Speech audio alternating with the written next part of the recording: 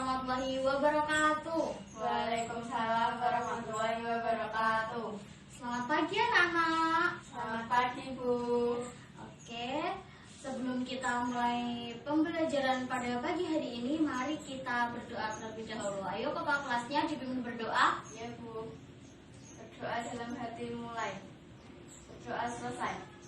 Oke, alhamdulillahirrabbilalamin. Anak-anak, hari ini adalah hari terakhir kita melaksanakan pembelajaran. Untuk minggu depan kita akan membahas tentang kisi-kisi UAS. Minggu depannya lagi kita akan menghadapi ujian akhir semester. Oke, sebelum Ibu mulai pelajaran pada pagi hari ini, apakah teman-temannya ini masuk semua? Masuk. Berarti nihil ya? Ya. Maaf Ibu lagi batuk. Oke, langsung saja kita ke materi yang akan kita pelajari pada pagi hari ini. Oke anak-anak, sebelum Ibu menyampaikan apa yang ingin kita sampaikan pada pagi hari ini, siapa yang tadi malam belajar? Saya. Wah, pintar sekali ya, semuanya sudah rajin-rajin belajar. Oke, nah perkembangan sangat bagus. Oke, tadi malam kita belajar tentang apa? Kehidupan masyarakat pada masa Islam Bu. Oke, pintar. Putri belajar tentang apa? Sama kehidupan masyarakat pada masa Islam. Oke, baik. Oke, memang benar. Pada pagi hari ini kita akan sedikit membahas tentang kehidupan masyarakat pada masa Islam. Nah, jadi tujuan pembelajaran pada pagi hari ini yang pertama, siswa dapat mendeskripsikan perkembangan masyarakat pada masa Islam dengan menelaah buku paket IPS terpadu halaman 255. Oke, nah tadi malam kan anak-anak sudah belajar ya. Jadi nanti kita akan sedikit mengulas tentang apa yang sudah kalian pelajari tadi malam. Dan yang kedua tujuannya yaitu siswa dapat mempresentasikan hasil presentasi di depan kelas tentang kerajaan-kerajaan pada masa Islam di Indonesia. Oke, nah itu ada dua tujuan pembelajaran yang akan kita capai pada pagi hari ini. Anak-anak sudah jelas? Sudah. Oke, mari kita saksikan PowerPoint tentang kehidupan masyarakat pada masa Islam di Indonesia. Nah, sejarah masuknya Islam di Indonesia itu banyak teori-teori yang mengatakan. Yang pertama, menurut Buya Hamka, mengatakan bahwa Islam itu berasal dari tanah kelahirannya, yaitu negara Arab. Nah, selain pernyataan yang sudah disampaikan, ada juga bukti sejarah, yaitu berdasarkan catatan dinasti Tang yang menyebutkan bahwa telah ada pemukiman perdagangan Arab di pantai barat Sumatera. Itu yang pertama. Yang kedua, pendapat kedua dijelaskan bahwa Islam itu masuk ke Indonesia berasal dari Persia dengan bukti persamaan kebudayaan antara Persia dan Indonesia. Nah, yang ketiga yaitu Islam masuk ke Indonesia berasal dari Gujarat. Nah, sekitar abad ke-13 dengan catatan sejarah Marco Polo yang singgah di Sumatera, yang mana perjalanan pulangnya dari Cina tahun 1292 dan disebutkan bahwa pernah merupakan kota Islam pertama kali ada di sana. Nah, jadi banyak sekali teori-teori yang mengatakan masuknya Islam di Indonesia seperti itu ya. Oke, bisa lanjut ke materi selanjutnya? Bisa. Selanjutnya yaitu masuknya Islam Islam tentunya didasarkan dari interaksi antar penduduk yang menggunakan beberapa pola kegiatan yang dilakukan, sehingga menyebabkan Indonesia itu bagaimana persebaran Islam di Indonesia itu terjadi. Selanjutnya pengaruh-pengaruhnya itu yang sangat besar di Indonesia itu seperti apa? Yaitu ada banyak pola. Yang pertama melalui perdagangan. Kenapa melalui perdagangan? Karena dalam perdagangan ini tidak hanya masyarakat lokal saja yang bertemu, melainkan banyak negara-negara seperti tadi di sejarah kan di masuknya Islam sudah disebutkan bahwa Islam katanya dari Arab. Nah, Arab juga melakukan perdagangan di bersama Indonesia, Arab, Persia, Cina, dan India. Jadi mereka saling bertemu, bersinggah, sehingga singgahnya di mana? Di Sumatera, Selat Malaka. Sehingga mereka bisa menyebarkan Islam melalui perdagangan. Yang kedua, perkawinan. Mengapa perkawinan menjadi penyebab persebaran Islam? Karena setelah mereka singgah di pelabuhan-pelabuhan yang mereka tempati untuk berdagang, mereka juga menikahi putri-putri daerah setempat. Selanjutnya, pendidikan.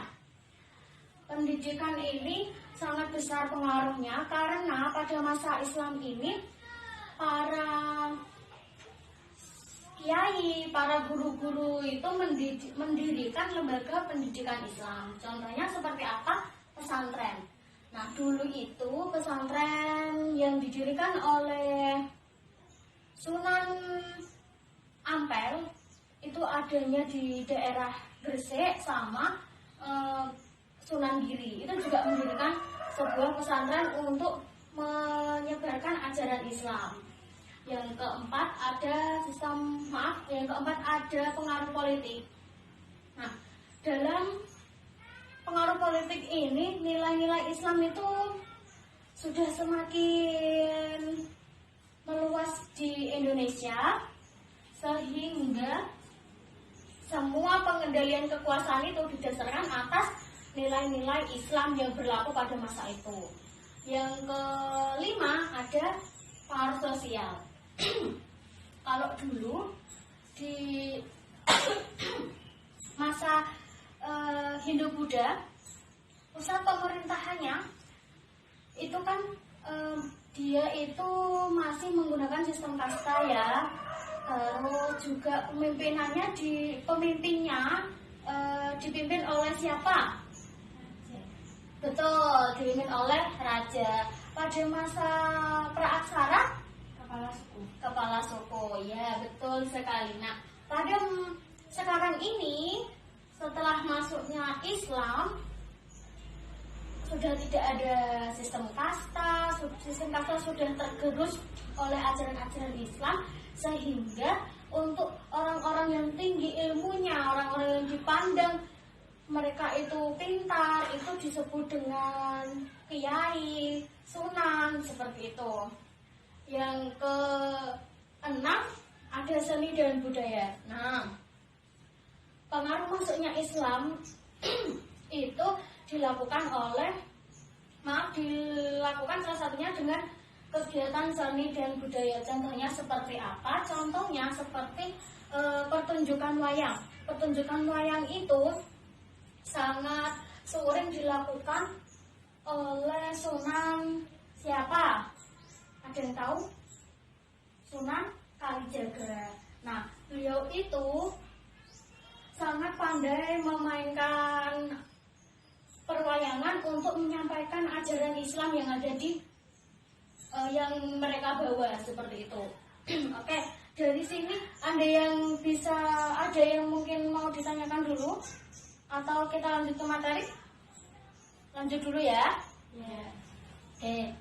Selanjutnya yaitu tentang kerajaan-kerajaan Islam di Indonesia. Nah, ada 8 kerajaan, bisa dilihat. Samudra Pasai, Aceh, Demak, Banten, Gorontalo, Mataram, Ternate, Tidore, Banjar. Oke, baik.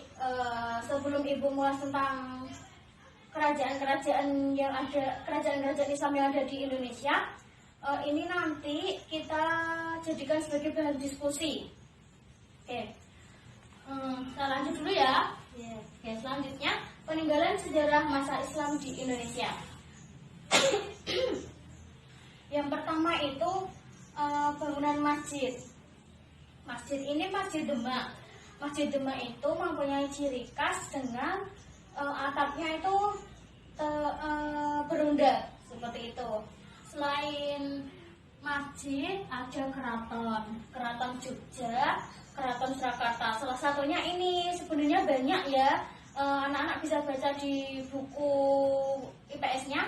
Salah satunya yang Ibu tampilkan ini. Nah, keraton-keraton ini dulunya itu sebagai tempat pemerintahan kerajaan Islam di Indonesia. Nah, selanjutnya yaitu ada makam. Kenapa makam dijadikan sebagai peninggalan masa Islam? Karena makam ini dijadikan untuk pesarian sunan-sunan yang sudah menyebarkan ajaran Islam. Contohnya termasuk di Pulau Jawa ini kan banyak ya. Salah satunya di Tuban.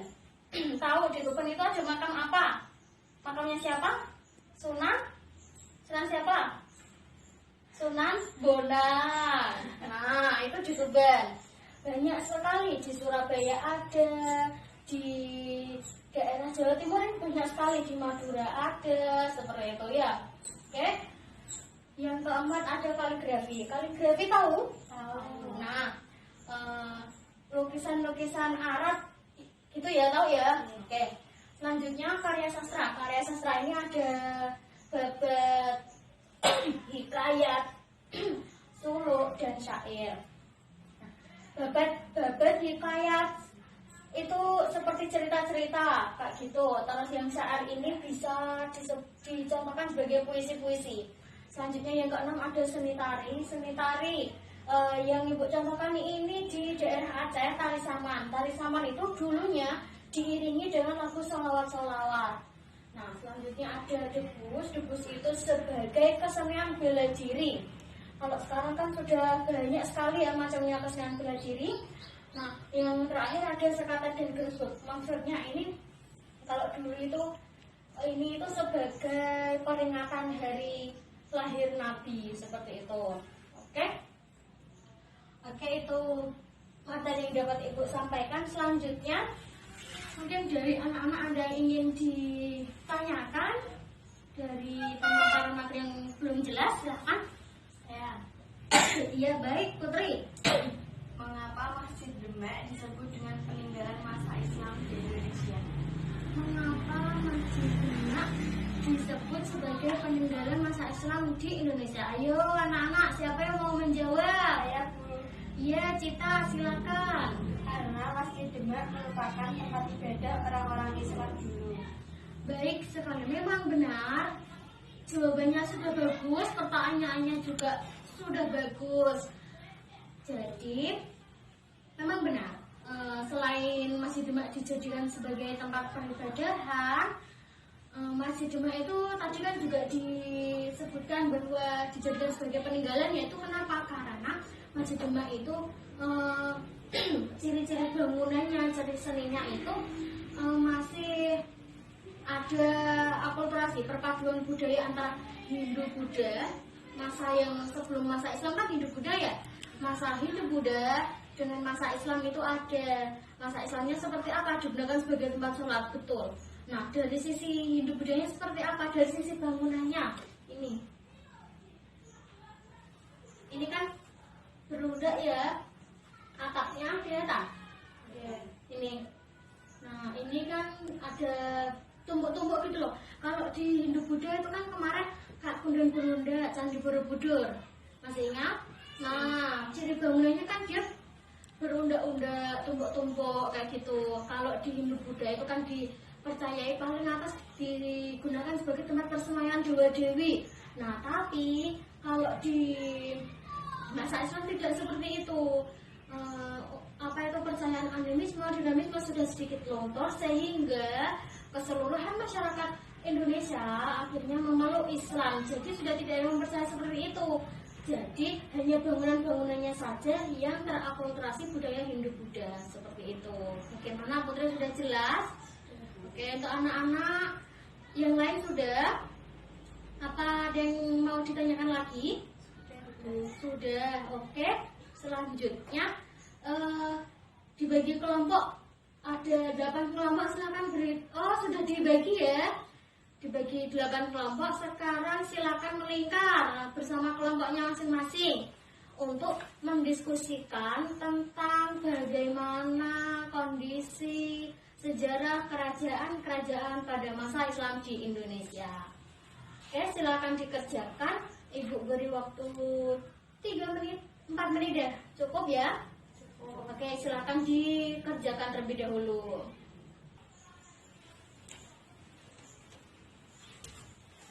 Kelompoknya Putri ada kesulitan? Enggak, Bu. Oke, sudah selesai? Sudah. Kelompoknya Cita bagaimana? Sudah, Bu. Sudah selesai? Sudah. Oke. Untuk anak-anak semuanya apa sudah selesai? Sudah? Sudah. Oke. Alhamdulillah kalau sudah selesai semua, cepat sekali mengerjakannya. Langsung saja kita akan melakukan presentasi ya. Oke. Siapa yang mau presentasi lebih dahulu? Saya. Putri, ya silakan maju ke depan.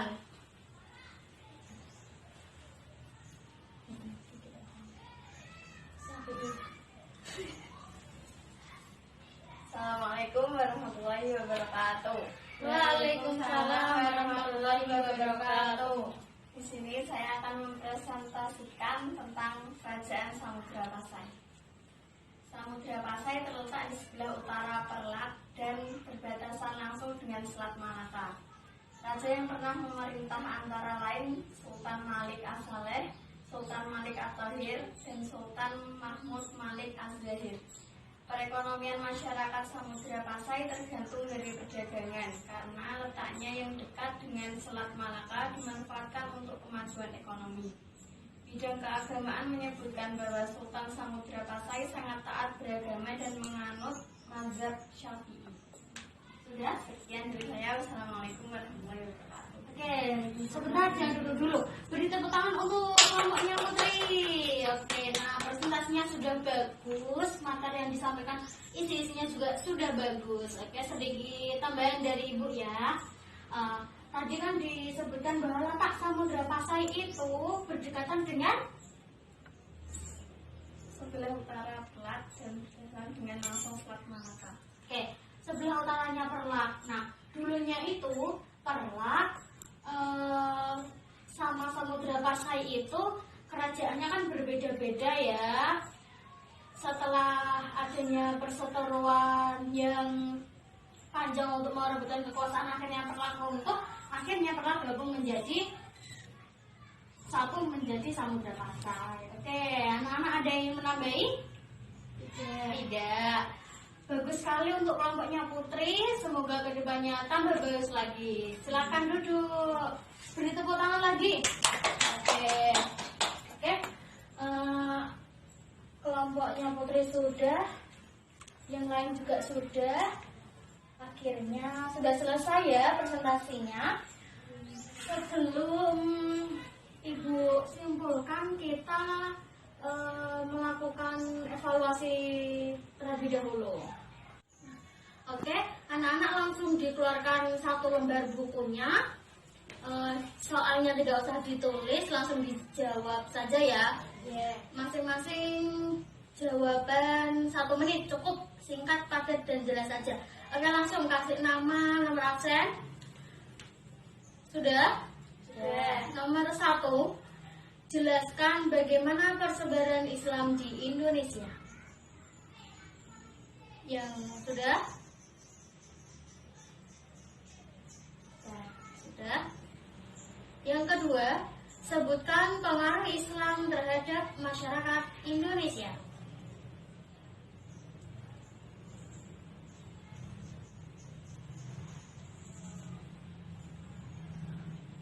Sudah? Ya. Oke, silakan dikumpulkan di kotak kelas. Nanti kotak kelas ditaruh di meja bu guru ya. Iya. Oke. Oke anak-anak, selanjutnya sebelum ibu akhiri pembelajaran pada pagi hari ini, siapa yang mau menyimpulkan tentang apa yang sudah didapat pada pagi hari ini? Saya, Bu. Putri dulu. Kesimpulannya adalah kita dapat mengetahui perkembangan sejarah masa Islam masyarakat Indonesia serta dapat mengerti peninggalan-peninggalan yang harus dijaga. Oke, baik sekali. Itu kesimpulan dari Putri. Selanjutnya Cita bagaimana? Adalah kita harus mengerti bagaimana sejarah masa Islam di Indonesia sehingga kita sebagai generasi muda tidak semerta-merta acuh pada perjalanan kehidupan. Oke, baik. Itu tadi kesimpulan yang sudah dipaparkan oleh Cita dan Putri. Apa dari anak-anak yang lain ada yang menyimpulkan lagi? Sudah, Bu. Oh, tidak ya. Oke, beri aplaus untuk Cita dan Putri terlebih dahulu. Oke, selanjutnya Ibu yang akan menyimpulkan tentang pembelajaran pada pagi hari ini. Baik, yang pertama, setelah kita mempelajari materi hari ini, kita dapat mengerti tentang kerajaan-kerajaan yang pernah berjaya pada masa Islam serta mengetahui apa saja peninggalan-peninggalan yang mesti dijaga dan dilestarikan oleh kita sebagai generasi muda. Yang kedua, perkembangan kehidupan manusia berlangsung dengan suatu proses yang amat sangat panjang dan membutuhkan waktu yang sangat lama. Begitu pula dengan keberhasilan anak-anak semua. Jadi tentu harus dengan kerja keras serta melalui proses yang panjang. Oke, anak-anak jangan lupa terus belajar dan sungguh-sungguh sabar dalam menjalaninya. Semoga kita dapat mendapatkan apa yang kita cari. Oke, itu yang dapat Ibu simpulkan pada pembelajaran pada pagi hari ini. Oke, jangan lupa untuk minggu depan dipersiapkan buku catatan yang dulu sampai sekarang, karena kita minggu depan akan membahas tentang kisi-kisi ulangan akhir semester ya. Oke, selanjutnya sampai bertemu di kelas 8. Jangan lupa belajar. Sekian dari Ibu. Wassalamualaikum warahmatullahi wabarakatuh. Waalaikumsalam warahmatullahi wabarakatuh.